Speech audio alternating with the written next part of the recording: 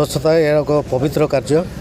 ଆଜି ନାଲକୋ ଏହି କାର୍ଯ୍ୟକ୍ରମ ଆୟୋଜନ କରିଥିବାରୁ ନାଲକୋକୁ ମୁଁ ଧନ୍ୟବାଦ ଦେବି ଯେ ଆଜି ଭେଜାପଟୁ ମୁଖ୍ୟ ରାସ୍ତାଟା ସ୍ୱଚ୍ଛତା ଅଭିଯାନ କାର୍ଯ୍ୟକ୍ରମ ଅନୁସାରେ ସଫା କରାଯାଇଛି ଏବଂ ଏଥିରେ ଶହ ଶହ ନାଲକୋ ଏମ୍ପ୍ଲୟି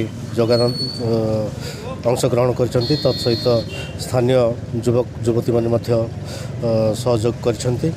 ସମସ୍ତଙ୍କୁ ଧନ୍ୟବାଦ ଦେବି ଏବଂ ଆଜିର ଏହି କାର୍ଯ୍ୟକ୍ରମ କେବଳ ସ୍ୱଚ୍ଛତା କାର୍ଯ୍ୟକ୍ରମ ନୁହେଁ, ସମାଜରେ ଏକ ସଚେତନ ବାର୍ତ୍ତା ମଧ୍ୟ ପ୍ରଦାନ କରାଯାଇଛି ଯେ ଆମେ ଯେଉଁ ଜାଗାରେ ରହୁଛୁ, ଯେଉଁ ଜାଗାରେ କାମ କରୁଛୁ, ଏ ପୃଥିବୀ ହେଉଛି ଆମର। ତେଣୁ ଏ ପୃଥିବୀକୁ ସଫାସୁତୁରା ରଖିବା ହେଉଛି ଆମର କର୍ତ୍ତବ୍ୟ। କାହିଁକି ଯେଉଁଠି ସ୍ୱଚ୍ଛତା ଅଛି ସେଇଠି ସ୍ୱାସ୍ଥ୍ୟ ଅଛି, ଯେଉଁଠି ସ୍ୱଚ୍ଛତା ନାହିଁ ସେଇଠି ସ୍ୱାସ୍ଥ୍ୟ ନାହିଁ। ତେଣୁ ଆମେ ଯଦି ସୁସ୍ଥ ଜୀବନଯାପନ କରିବା ପାଇଁ ଚାହିଁବା ତାହେଲେ ଆମେ ଯେଉଁ ଜାଗାରେ କାମ କରୁଛୁ ବା ଯେଉଁ ଜାଗାରେ ଆମେ ରହୁଛୁ ତାହାକୁ ସ୍ୱଚ୍ଛ ରଖିବା ଆବଶ୍ୟକତା ରହିଛି। ତେଣୁ ଏହି ବାର୍ତ୍ତା ସମସ୍ତଙ୍କ ପାଖରେ ପହଞ୍ଚିବା ଦରକାର ଏବଂ ସମସ୍ତ ଜନସାଧାରଣଙ୍କୁ ମଧ୍ୟ ମୁଁ ନିବେଦନ କରିବା ପାଇଁ ଚାହିଁବି ଯେ ଆମେ କୌଣସି ଜାଗାରେ ଅଳିଆ ପକାଇବା ନାହିଁ କି କିଏ ଯଦି ପକାଉଛି ତାକୁ ମଧ୍ୟ ବାରଣ କରିବା ଏବଂ କୌଣସି ଜାଗାରେ ଯଦି ଅଳିଆ ପଡ଼ିଛି ତାର ଆମେ ସଫା କରିବା ଦରକାର।